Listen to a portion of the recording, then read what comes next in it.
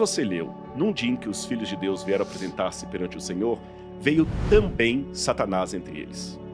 Quando a gente lê isso aqui em hebraico, eu já começo a ver alguma coisa interessante. Primeiro, a palavra veio também.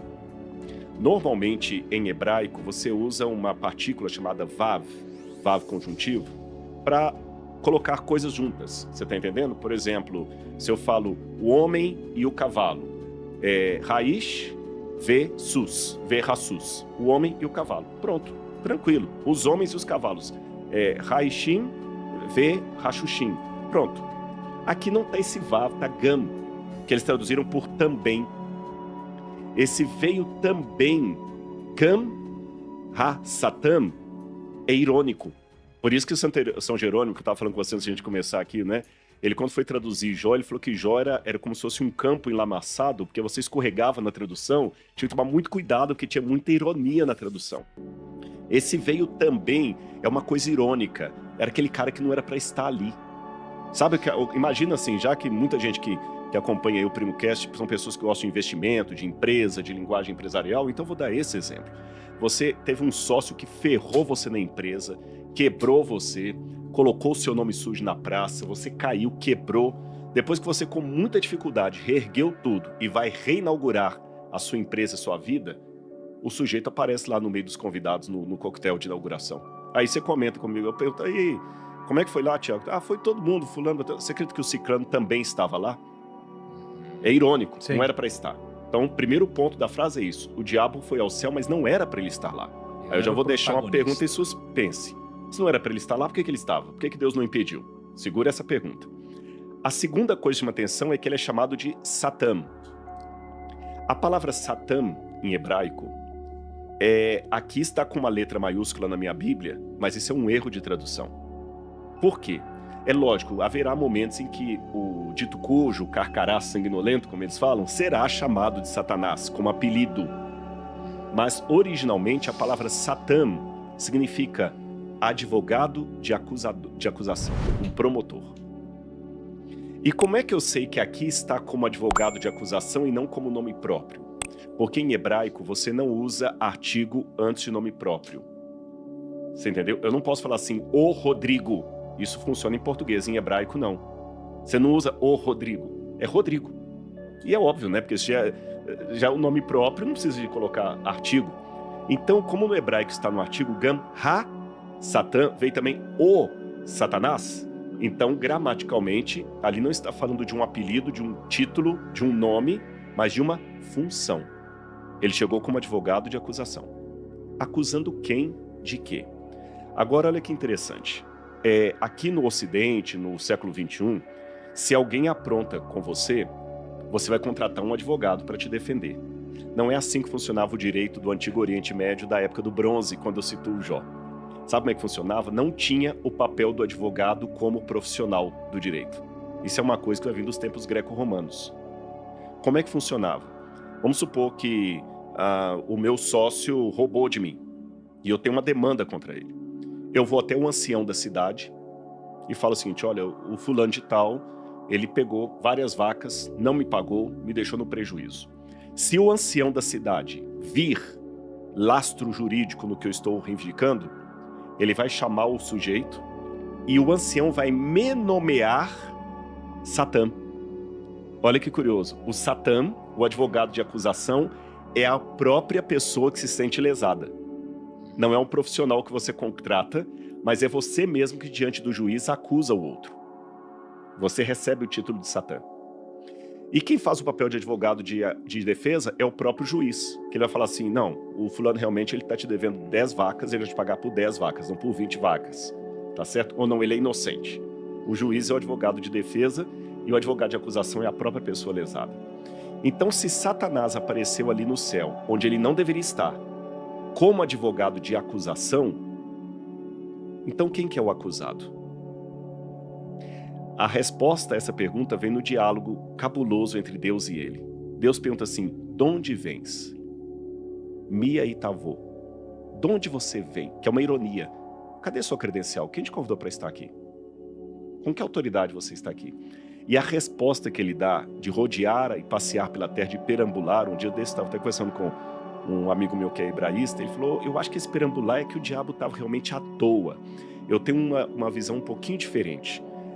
No livro do Gênesis, você tem uma frase análoga quando diz que Deus passeava pelo jardim na viração do dia. Tanto é que algumas traduções da Bíblia trazem assim, de rodear a terra e passear por ela.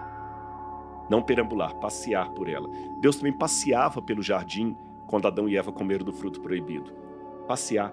Davi passeava pelo seu palácio à noite quando ele viu Betseba tomando banho e foi lá e pegou a mulher do cara.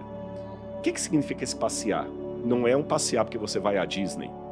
Significa um tipo de caminhada que você dá no seu território para ver se tudo está bem, de acordo com a sua vontade, se não há rebelião, se não há movimento para te tirar do poder. Então, se o cara fala a resposta dele de rodear a Terra e passear por ela, ele está respondendo como dono do planeta Terra. Nossa. A linguagem de Jó é muito jurídica, muito técnica. E é interessante você falar sobre esse dono da Terra, porque uma passagem completamente diferente, mas aí no Novo Testamento, né, quando você vê Jesus conversando com o diabo, exatamente, e o diabo diz que poderia dar tudo para Jesus, Jesus não questiona a autoridade dele em poder ou não entregar tudo. E quando você fala agora que ele estava rodeando como o dono da terra, no final das contas você vê que existe esse arco. Exatamente. E no outro momento Jesus também fala assim, vem aí o príncipe desse mundo.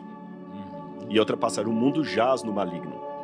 E no Apocalipse, quando tem o juízo final, fala assim, o mundo se tornou do nosso Senhor e do seu Cristo. Agora, não sei se está ficando clara a concatenação que eu estou fazendo. Agora, vamos fazer uma pergunta aqui que eu não respondi. Quem deu a terra para Satanás e com que autoridade ele foi ao céu e ainda foi como advogado de acusação? E quem que é o acusado? Vocês sabem que, em termos jurídicos, há demandas que não são morais, porém elas são legais. Vocês entendem a minha frase? Elas não são morais, mas elas são legais. Perfeito, concordo. Às vezes eu vou lá, engano você, pego a sua assinatura na procuração. Moral tá errado, mas legalmente tá certo. Mas legalmente tá certo. O juiz fala assim, olha, cara, ele te passou a perna. Moralmente ele foi um sacana com você. Você confiou nele e ele aprontou com você. Mas legalmente eu tenho que passar para a mão dele, porque você assinou o documento. O diabo não tinha motivos morais para estar no céu, mas ele tinha motivos legais. Porque quando Adão e Eva escolheram o lado das trevas, desobedecendo a Deus e comendo do fruto proibido, eles entregaram de bandeja o planeta Terra para o diabo. E a única maneira do planeta Terra, juridicamente falando, ser recuperado das mãos do diabo é se alguém sofresse a morte eterna. Por isso que Cristo morre na cruz do Calvário. Daqui a pouco a gente pode voltar a falar sobre isso. Até Jó, Cristo não tinha morrido na cruz do Calvário. Então, não moralmente, porém juridicamente, o mundo ainda pertencia a Satanás. Caraca, plot twist. Né? Aí por que agora a gente começa a entender a ironia. Veio também Satanás. Moralmente não era para ele estar ali no céu representando o planeta. Porque ele fala os Binelo, Rimos, filhos de Deus, talvez pessoas representando vários outros mundos, eu não sei, estou supondo aqui. Ele não tinha o direito de estar ali. Quem deveria estar era Adão, ou um representante da raça humana, ele que foi. E aí quando Deus pergunta, o que você está fazendo aqui? De onde você vem? Que eu falei ironia, né? E ele respondeu, eu vim aqui porque eu tenho o direito de rodear a terra e passear por ela. Ela é minha. O Senhor não está deixando eu ter o que me é de direito. A terra é minha, eu tenho direito sobre ela. Aí Deus falou, é mesmo? Não tem não. Tenho sim. Você já viu meu servo Jó? Nem todo mundo te aceita lá. Então o maligno não pode reclamar a posse completa do planeta, o que a gente estava conversando um pouquinho antes de começar aqui, questão do livre-arbítrio. Enquanto houver um grupo ou uma pessoa que seja no mundo, porque Deus não precisa de maioria, que fala assim, eu não aceito o mal na minha vida, o diabo, essa que é a ira dele, ele não pode abarcar o mundo inteiro enquanto tem pessoas que o rejeitam. Aí Deus falou assim, não, Jó então foi o argumento que Deus usou para mostrar ao diabo que ele estava errado, que a terra não é dele, moralmente. Caraca, agora faz sentido. Faz sentido. Agora o truco faz sentido. Não, Beleza, faz sentido. Mas é que eu sou da opinião, eu que não sei de nada, né? Que eu acho Ninguém que sabe, viu? Eu também. Que eu acho que Deus não deveria ter entrado nesse papinho, entendeu? Ele entrou no... Acho que ele entrou no... Entendeu? Caiu no jogo do Ao diabo. meu ver, ele... Cara, ele precisou mostrar que... Entendeu? Mas, Sei lá. mas você tá certo. Eu só vou fazer uma notinha de rodapé aqui. Até quando o Thiago falou assim, Rodrigo, você que é o expert, que a gente falou alguma coisa errada, é interessante. Você sabe que a única área que você não pode falar que é expert é em teologia. Porque ninguém é especialista em Deus. Eu posso ser expert em economia e quem não é vai ficar calado. Eu posso ser um expert em botânica e em política e a minha opinião é técnica, enquanto a sua é como leigo. Mas no que diz respeito a Deus, a única diferença entre mim e vocês é que todos nós somos seres pensantes refletindo sobre a nossa fé. Então todo mundo é teólogo. A única diferença é que eu reflito talvez com algumas ferramentas técnicas diferente das suas. É o texto original hebraico, alguma coisa, mas no fundo, todos nós temos mais perguntas quando nós estamos perto de Deus do que certezas. Voltando à sua questão aí, por que Deus entrou nessa? E a pergunta dele procede. Por que Deus caiu nessa papinho? Você vai dar conversa fiada? Ele poderia estar falando, você sabe as regras, vai. Sai andando, você sabe as regras. Sabe por que Deus fez? E acabou. Por minha causa e pela sua. Porque Deus, ele em si mesmo, ele não precisava dar satisfação de nada para ninguém. Mas ele sabe que se ele não respondesse, o universo poderia ter dúvidas. Nós poderíamos ter dúvidas. Entendi. Então Deus faz muitas coisas, não é por ele. É por nós, que nós precisamos. Entendi. O livro de Jó quer mostrar duas coisas para mim. Em primeiro lugar, não existe justiça nesse mundo. A justiça dos homens, ela é outra coisa, né? Exatamente. Nem a dos homens, não vai haver. Esquece. O próprio apóstolo Pedro falou, nós aguardamos novos céus e nova terra nos quais habita a justiça. Então as intervenções que Deus faz nesse mundo é pela dinâmica do grande conflito. E a outra palavra-chave para a hermenêutica de Jó é o conflito entre o bem e o mal. A luz e as trevas, Deus e o diabo, tá bom? E os dois lados nos querem. Porque, na verdade, vocês viram que Satanás era o advogado de acusação, Deus era o acusado e Jó era o objeto da demanda jurídica. Jó era o objeto. O bem e o mal nos querem. Os dois lados querem você. E não há... eu quero ficar neutro. Não, esse negócio de acender uma vela para Deus, outra para o capeta, não existe. Então não existe justiça nesse mundo. Se Deus não intervier em nada, nós vamos nos sentir abandonados. Se ele intervier em tudo, a gente não vai entender que está num grande conflito. Então, Deus intervém na história apenas em alguns momentos, falando assim, filhos, eu ainda estou aqui, calma, está tudo sob controle. Mas as promessas últimas são apenas depois da restauração de todas as coisas. Se você olhar até os milagres que Jesus fez, por mais extraordinários que sejam, são milagres provisórios. Ele ressuscitou Lázaro. Ressuscitou, apenas adiou a morte de Lázaro, porque Lázaro depois morreu. Ele ressuscitou o filho da viúva de Naim. Na verdade, ele adiou a morte. Que ele trouxe o menino, depois o menino morreu. Eles não estão vivos até hoje. Ele curou algumas doenças, ele curou o leproso de lepra, mas depois o leproso morreu de alguma doença que eu não sei qual foi. Veja que os milagres de Deus são provisórios, é apenas uma coisa para retardar o fim. Em segundo lugar, eles não são totalitários. Por que Jesus não curou todos os leprosos? Apenas alguns. É a dinâmica do grande conflito. Se eu sofrer demais, eu não suporto. Se eu sofrer de menos, eu não sei qual mal é o mal e como livrar dele. Vocês conhecem aquele poema que o Ariano Suassuna coloca do Leandro de Barros sobre o mal? Não. Eu separei, eu posso ler aqui? Claro. Porque eu acho que ele, até para responder essa pergunta aqui, esse poema aqui do Leandro Gomes de Barros, olha que lindo aqui. Por que existem o mal e o sofrimento humano? Se eu conversasse com Deus, iria lhe perguntar, por que sofremos tanto quando se chega para cá? Perguntaria também como é que ele é feito, que não dorme, que não come, e assim vive satisfeito. Por que ele não nos fez, a gente, do mesmo jeito? Por que existem uns felizes e outros que sofrem tanto? Nascemos do mesmo jeito Vivemos no mesmo canto.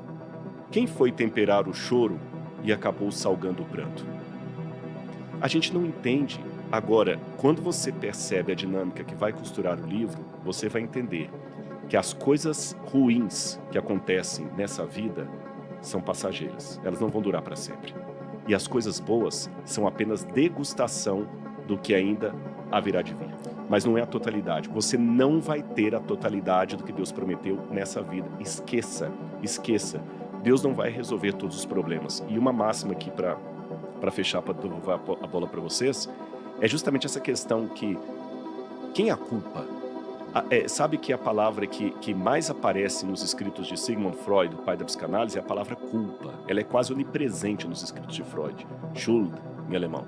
É culpa. Nós nos sentimos culpados, o tempo todo culpado de tudo. O filho começa a usar drogas e dá problema, o pai pergunta, onde é que eu errei? Né? O casamento acaba, onde é que eu errei? Não passou na prova, onde é que eu errei? A gente está sempre se sentindo culpado. E a gente não entende algumas coisas. Letra A, a culpa é um sentimento universal. Letra B, culpa se resolve com perdão, não com justificativa. Terceiro, entender que se todos nos sentimos culpados, o outro não é mais merecedor da punição porque ele traficou armas e drogas e eu não. Porque aquele é o pecado dele, mas o Rodrigo tem os pecados deles. Eu não estou aqui fazendo colocando panos quentes, vocês estão entendendo? Mas assim, há pecados que a gente sempre usa para nos tirar da parcela dos culpados. Né? Puxa vida, eu não mereci esse câncer, poxa, eu nunca matei, nunca assaltei, nunca tirei a vida de ninguém, nunca fiz mal para ninguém. Eu não fiz aqueles crimes que eu estou citando ali, mas tem outros que eu já pratiquei. Não, mas tem tipo um ranking? Um ranking dos pecados, entendeu? Existe um ranking dos pecados. Em que sentido? A Bíblia fala que há pecados que são para a morte, tá certo? Há pecados que são abominação, que Deus não tem o que fazer por você, porque você se coloca numa situação que está fora do alcance da graça dele, porque você quis. Existe um ranking, sim. Até socialmente existe um ranking. Há uma diferença de eu atropelar um cachorro e violentar uma criança. Claro que existe um ranking socialmente e espiritualmente. Porém, no que diz respeito à necessidade da graça de Deus e da salvação, a Bíblia fala: todos pecaram e todos carecem da graça de Deus. Não há um justo sequer. Ninguém é justo. Todo mundo é pecador. Tá certo? Agora, no que diz respeito a Jó passar pelo que ele não provocou, você está entendendo? A gente entende que para que a situação de Jó não seja uma condição eterna de sofrimento, uma injustiça teve que ser cometida. Sabe qual? Não foi injustiça contra Jó.